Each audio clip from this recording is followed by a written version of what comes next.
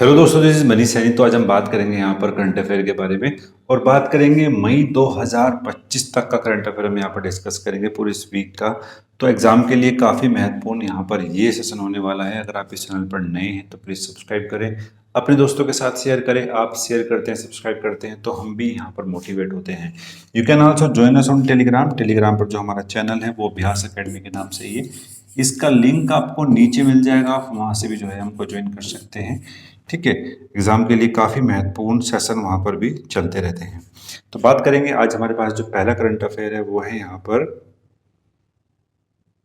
कन्नड़ लेखिका बानू मुश्ताक ने जीता अंतर्राष्ट्रीय बुकर पुरस्कार। ठीक है, एग्जाम के लिए काफी महत्वपूर्ण है और इन्होंने जो पुरस्कार यहाँ पर जीता है हार्ट लैब के लिए, यहाँ पर ये पुरस्कार जीता है एग्जाम के लिए। काफी महत्वपूर्ण ये यहाँ पर हो जाता है, हार्ट लैब के लिए इन्होंने पुरस्कार यहाँ पर जीता है। महिलाओं के अधिकारों के लिए ये एक लघु कहानियां यहाँ पर लिखती हैं, महिलाओं के अधिकारों के लिए। तो एग्जाम के लिए ये भी प्रश्न जो है वो बनने की संभावनाएं हमें दिखाई पड़ती हैं। बात करेंगे डिटेल में। ठीक है, बात करेंगे डिटेल में यहाँ पर कि भारतीय लेखिका, वकील, कार्यकर्ता भानु मुश्ताक ने अपनी लघु कथा संग्रह हार्ट लैब के लिए 2025 का अंतर्राष्ट्रीय पुरस्कार यहाँ पर जीता है और कन्नड़ लेखिका ऐसी पहली हैं जिन्होंने ये पुरस्कार यहाँ पर जीता। यह पुरस्कार पहली बार किसी कन्नड़ भाषा की पुस्तक को मिला है और इस पुस्तक का जो अंग्रेजी में अनुवाद किया था वो किया था यहाँ पर दीपा भस्टी ने। ठीक है, एग्जाम के लिए ये भी काफी महत्वपूर्ण जाता है। ठीक है, आपको याद करना होगा जो अंतर्राष्ट्रीय बुकर पुरस्कार है ये केवल उन्हीं कृतियों को मिलता है, उन्हीं जो है रचनाओं को मिलता है जो अंग्रेजी भाषा में लिखी गई होती है। ठीक है, अंग्रेजी भाषा में लिखी गई होती हैं या फिर ये जो है यूनाइटेड किंगडम में जो है प्रकाशित होती है। तो इन्हीं दो तरह की श्रेणियों को पुरस्कार यहाँ पर मिलता है। तो इसका जो अंग्रेजी में अनुवाद किया था वो किया था यहाँ पर दीपा भस्टी ने। तो ये भी एग्जाम के लिए काफी महत्वपूर्ण है। दक्षिण भारत की मुस्लिम महिलाओं की जटिल संघर्षों और उनकी दृढ़ता को उजागर करता है। ये संबंधित है यहाँ पर बड़ैया आंदोलन से यहाँ पर जुड़ी हुई है, जो साहित्य के माध्यम से सामाजिक सक्रियता को बढ़ा देता है महिलाओं के अंदर। ठीक है, ये भी एग्जाम के लिए महत्वपूर्ण है। ये आंदोलन भी एग्जाम में बन सकता है। बुकर पुरस्कार की जो स्थापना थी वो 1969 में की गई थी और इसके बाद 2005 में अंतर्राष्ट्रीय पुरस्कार जो है वो यहाँ पर दिया जाने वाला लगा है और 2 वर्षों के अंतराल पर ये पुरस्कार यहाँ पर दिया जाता है। 2 वर्षों के अंतराल पर यह पुरस्कार यहाँ पर मिलता है। नेक्स्ट बात करेंगे, गृह मंत्री अमित शाह ने नया OIC पोर्टल यहाँ पर लॉन्च किया है। इसका जो पहला पोर्टल था जिसको हमने लॉन्च किया था 2005 में लॉन्च किया था। ठीक है, 2005 में लॉन्च किया था। तो ये उसका अब जो है नया संस्करण है। ठीक है, यानी जो भारतीय मूल के जो लोग हैं उनके लिए उनकी सुविधाओं को आसान बनाने के लिए पोर्टल लॉन्च किया गया है और गृह मंत्रालय ने 2013 में विकसित पोर्टल को अपडेट करते हुए एक नया OCI पोर्टल लॉन्च किया है। यह कदम भारतीय प्रवासियों की बढ़ती मांग और भारत से जुड़े हुए सेवाओं को आसान बनाने के उद्देश्य से यहाँ पर ये किया गया। तो एग्जाम के लिए काफी महत्वपूर्ण है। नेक्स्ट बात करेंगे अंतर्राष्ट्रीय चाय दिवस 2025 तिथि, थीम, महत्व और पृष्ठभूमि क्या है बात करेंगे। क्योंकि चाय क्या है, चाय भारतीय समाज का एक अभिन्न अंग है। ठीक है, आतिथ्य के रूप में भी जो इसको देखा जाता है, मेहमान नवाजी के रूप में भी हम चाय को जो है देखते हैं। तो चाय बड़ी महत्वपूर्ण चीज है हमारे समाज के लिए। तो हर साल जो है वो 21 मई को हम जो है अंतर्राष्ट्रीय चाय दिवस यहाँ पर बनाते हैं। एग्जाम के लिए महत्वपूर्ण है ताकि वैश्विक स्तर पर चाय के गहरे सांस्कृतिक, आर्थिक और सामाजिक प्रभाव को यहाँ पर सम्मान दिया जा सके। बात करेंगे 1800, ठीक है, 1824 में ब्रिटिशों ने चीन की मांग पर निर्भरता को कम करने के लिए भारत में चाय की खेती को प्रारंभ किया था। कब भाई? 1824 में। ठीक है, 1824 में जो है चाय की खेती को प्रारंभ किया था। ठीक है, और जल्द ही जो भारत में वैश्विक उत्पादन का एक प्रमुख केंद्र यहाँ पर बन गया है, जहाँ पर दार्जिलिंग, असम, नीलगिरी और उत्तराखंड, ठीक है, और उत्तराखंड जैसे उच्च गुणवत्ता वाले चाय के लिए जो है यहाँ पर फेमस है। ठीक है, चाय की खपत जो है वो भारत में सबसे अधिक यहाँ पर देखने को मिलती है। तो ये भी एक फैक्टर यहाँ पर आपको याद रखना है। नेक्स्ट बात करेंगे इसकी थीम क्या है। अंतर्राष्ट्रीय चाय की जो थीम है वो काफी महत्वपूर्ण है, वो है टी फॉर बेटर लाइफ। ठीक है, टी फॉर बेटर लाइफ, और इसको जो है हम एसडीजी के तौर पर भी देखते हैं। ठीक है, यह थीम चाय के स्वास्थ्य, पर्यावरण, स्थिरता और आर्थिक कल्याण में योगदान को दर्शाती है। यह थीम जो है वो सतत विकास, यानी एसडीजी अगर 1 की बात करता हूं, एसडीजी 1 की अगर बात करता हूं तो यहाँ पर क्या है, आपकी भूखमरी को मिटाना है, तो वो भी जो है यहाँ पर इंक्लूड करके हम यहाँ पर देखते हैं। तो काफी महत्वपूर्ण फैक्ट है। नेक्स्ट हमारे पास गीता सामोता माउंट एवरेस्ट पर चढ़ने वाली सीआईएसएफ की पहली महिला अधिकारी यहाँ पर बन चुकी हैं, और माउंट एवरेस्ट की जो जो चढ़ी हैं ये 19 मई 2025 को जो है ये अभी चढ़कर वापस आई हैं, और माउंट एवरेस्ट की जो लंबाई है वो 8,848 49 भी यहाँ पर लिखा हुआ है मीटर के रूप में हम जो है यहाँ पर देखते हैं। सीआईएसएफ की पहली महिला अधिकारी यहाँ पर ये हैं, सब इंस्पेक्टर जो है यहाँ पर ये हैं। नेक्स्ट बात करेंगे, केंद्र सरकार ने साइबर अपराधों के मामलों को तेजी से निपटने के लिए E0 FIR यहाँ पर शुरू की है। ठीक है, अगर मैं बात करता हूँ जो साइबर अपराधी के लिए जो पोर्टल यहाँ पर लॉन्च किया गया है, ठीक है, 1930 पे जो आप कॉल करके अपनी जो रिपोर्ट है वो यहाँ पर दर्ज करा सकते हैं। 0 FIR का मतलब यहाँ पर यह है कि जो साइबर अपराधी हैं, साइबर जो अपराध हुए हैं उन पर तुरंत कार्रवाई के लिए यहाँ पर बात की गई है।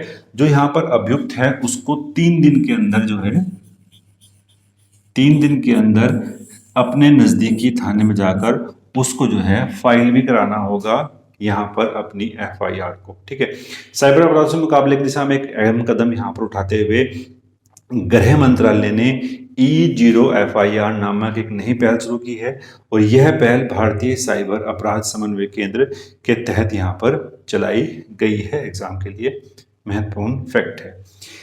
नेक्स्ट बात करेंगे, WHO ने पहली बार वैश्विक महामारी संधि को अपनाया है। ठीक है, पिछले 3-4 साल से इसके लिए जो है WHO प्रयास कर रहा था। अगर मैं बात करता हूं जिस तरीके से पूरे वर्ल्ड को इम्पैक्ट किया था यहाँ पर कोविड-19 ने, तो एक ऐसी संधि की आवश्यकता थी जो यह एक सही तरीके से समन्वय के रूप में आप देख सकते हैं कि सभी जो देश हैं उस समन्वय के रूप में जो है कार्य कर सकें। तो इसको देखते हुए WHO ने वैश्विक महामारी संधि को अपनाया है यहाँ पर कोविड-19 को देखते हुए। बात करें डिटेल में तो 20 मई 2025 को जिनेवा में आयोजित अपनी वार्षिक वर्ल्ड हेल्थ असेंबली के दौरान दुनिया की पहली वैश्विक महामारी संधि यहाँ पर जो है वो अपनाई गई है। इसमें 124 देशों ने जो है वोट किया था, 11 देशों ने यहाँ पर जो है इसके मतदान से फरेज किया, लेकिन किसी भी देश ने जो है वो इसका विरोध यहाँ पर नहीं किया है। तो बहुत ही महत्वपूर्ण चीज है ये। ठीक है, आगे आने वाली जो महामारियां हैं उनको देखते हुए ये काफी महत्वपूर्ण स्टेप लिया है। बात करेंगे WHO ने इसकी जो स्थापना की थी वो 1948 में की गई थी। ठीक है, इसका जो मुख्यालय वो कहाँ पर है, जिनेवा स्विट्जरलैंड में इसका जो है मुख्यालय बनाया गया है। तो काफी महत्वपूर्ण है। नेक्स्ट बात करेंगे, चीन और कंबोडिया ने सैन्य संबंधों को बढ़ावा देने के लिए गोल्डन ड्रैगन यहाँ पर लॉन्च किया है। ठीक है, जो युद्धाभ्यास था ये पूरी तरीके से ही मानव रहित था। ठीक है, पूरी तरीके से मैं बात करता हूँ मानव रहित युद्धाभ्यास यहाँ पर किया है, यानी ड्रोन UAV के माध्यम से जो है यहाँ पर ये प्रयास किया गया था। पूरा मैं और बात करता हूँ, ये जो सैन्य अभ्यास यहाँ पर किया है मानव रहित सैन्य अभ्यास है, ये देखते हुए कि आगे आने वाले जो युद्ध हैं वो कहीं ना कहीं मानव रहित होंगे, वो ड्रोन के माध्यम से यहाँ पर होने वाले हैं। उसी को देखते हुए यहाँ पर गोल्डन ड्रैगन 2025 को लॉन्च किया है चीन और कंबोडिया ने। एग्जाम के लिए काफी महत्वपूर्ण यहाँ पर ये है। दोनों देशों के द्विपक्षीय रक्षा सहयोग के क्षेत्र में आकार, दायरा और तकनीकी परिष्कार के लिहाज से यह एक बड़ा विस्तार यहाँ पर देखा जा रहा है। तो एग्जाम के लिए बहुत ही महत्वपूर्ण प्रश्न है कि याला ग्लेशियर कहाँ पर है। ठीक है, एग्जाम में पहले भी जो है प्रश्न बना हुआ है, और अब इसकी आगे आने वाले जो एग्जाम है वहां पर संभावनाएं अधिक बनती हैं। जो याला ग्लेशियर है वो आपका नेपाल में है। अभी इसको हाल ही में ही जो है क्या किया गया भाई, मृत घोषित किया गया है। ठीक है, मृत घोषित किया गया है। ऐसे अब तक कुल मिलाकर बात करता हूं 3 ऐसे जो ग्लेशियर हैं उनको यहाँ पर मृत घोषित किए गए हैं। नेपाल का जो याला ग्लेशियर है योग कभी जो है सिंधु उस हिमालय क्षेत्र में यहाँ पर ग्लेशियोलॉजी और प्रशिक्षण और क्रायोस्फीयर अनुसंधान का एक अहम केंद्र था, जो आधिकारिक तौर पर जो है वो मृत घोषित कर दिया गया है। कुछ भारत के वैज्ञानिक, कुछ नेपाल के वैज्ञानिक, भूटान के वैज्ञानिक और बौद्ध भिक्षुकों ने लगभग मैं बात करता हूं तो 50 ऐसे व्यक्ति थे जो इसको अनुष्ठान में यहाँ पर इन्होंने भाग लिया है, यानी इसको मृत जो है वो घोषित कर दिया गया है। लगभग ये जो है अपने एरिया का 66% जो है 66% जो है वो अब अपने एरिया का यहाँ पर जो है खो चुका है, तो इसलिए जो है इसको मृत घोषित यहाँ पर किया गया है। तो काफी महत्वपूर्ण था एग्जाम के लिए। नेक्स्ट बात करेंगे, न्यायमूर्ति सूर्यकांत को यहाँ पर नालसा का कार्यकारी अध्यक्ष यहाँ पर नियुक्त किया गया। किसको भाई? न्यायमूर्ति सूर्यकांत को। भारत के राष्ट्रपति द्वारा सर्वोच्च न्यायालय के वर्तमान न्यायाधीश न्यायमूर्ति सूर्यकांत को राष्ट्रीय विधिक सेवा प्राधिकरण यानी नालसा क्या है भाई यहाँ पर राष्ट्रीय विधिक सेवा प्राधिकरण का अध्यक्ष यहाँ पर नियुक्त किया गया है। बात करेंगे डिटेल में नालसा के बारे में, क्योंकि यहाँ से प्रश्न जो है वो बनने की संभावना हमें दिखाई पड़ती है। इसकी जो स्थापना थी वो 1995 में की गई थी, बहुत ही महत्वपूर्ण है। 1995 में इसकी स्थापना यहाँ पर की गई थी और 1967 का जो अधिनियम था विधिक सेवा प्राधिकरण अधिनियम के माध्यम से जो है इसकी जो है स्थापना की थी। मुख्यालय कहाँ पर है? नई दिल्ली में है। नियुक्ति करने वाला कौन है? तो भारत के राष्ट्रपति के द्वारा जो है इसकी नियुक्ति की जाती है। इसका उद्देश्य क्या है? तो उद्देश्य है गरीब और वंचित जो लोग हैं उनको मुफ्त कानूनी सुविधा प्रोवाइड करने के लिए यहाँ पर ये दिया जाता है।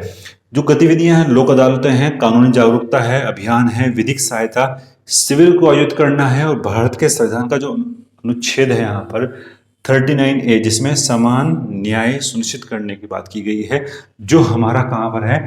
ये हमें दिखाई पड़ेगा हमारे DPS। तो राज्य का कर्तव्य है कि वो इनके लिए यहाँ पर काम करे। तो नालसा की जो नियुक्त किए गए हैं अध्यक्ष वो कौन है भैया? आपके न्यायमूर्ति सूर्यकांत को नालसा का जो अध्यक्ष है वो यहाँ पर नियुक्त किया गया है। बात करेंगे भुवन रिपु विश्व कानून कांग्रेस सम्मान पाने वाले पहले भारतीय यहाँ पर वकील बन चुके हैं और ये विधि का सबसे बड़ा सम्मान यहाँ पर ये है। ठीक है, विधि क्षेत्र का यानी कानूनी क्षेत्र का सबसे बड़ा सम्मान यहाँ पर ये मिला है।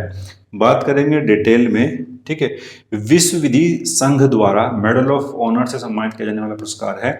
यह सम्मान उन्हें डोमिनिक गणराज्य में आयोजित वर्ल्ड लॉ कांग्रेस 2025 के दौरान यहाँ पर प्रदान किया गया। भुवन रिपु यह सम्मान पाने वाले प्रथम यहाँ पर व्यक्ति हैं। नेक्स्ट बात करेंगे कुमार मंगलम बिरला। बहुत ही महत्वपूर्ण ये फैक्ट यहाँ पर है और आगे आने वाले समय में इसकी संभावना है यहाँ पर बनने की कि कुमार मंगलम बिरला को लता दीनानाथ मंगेशकर पुरस्कार यहाँ पर मिला है। ठीक है, 24 अप्रैल 2024 को मुंबई के विरले पार्ले पूर्व स्थित दीनानाथ मंगेशकर ऑडिटोरियम में आयोजित किया गया था। एक भव्य सम्मान के माध्यम से दिया है और 2022 में जो है इसकी शुरुआत की गई थी। बहुत ही महत्वपूर्ण चीज है। ठीक है, शुरुआत कब की गई भाई इसकी? 2022 में शुरुआत की गई थी। महान गायिका लता मंगेशकर की स्मृति में जो है ये पुरस्कार यहाँ पर दिया जाता है। तो ये इतने फैक्ट हमने यहाँ पर डिस्कस करे जो आपके एग्जाम के लिए काफी महत्वपूर्ण थे।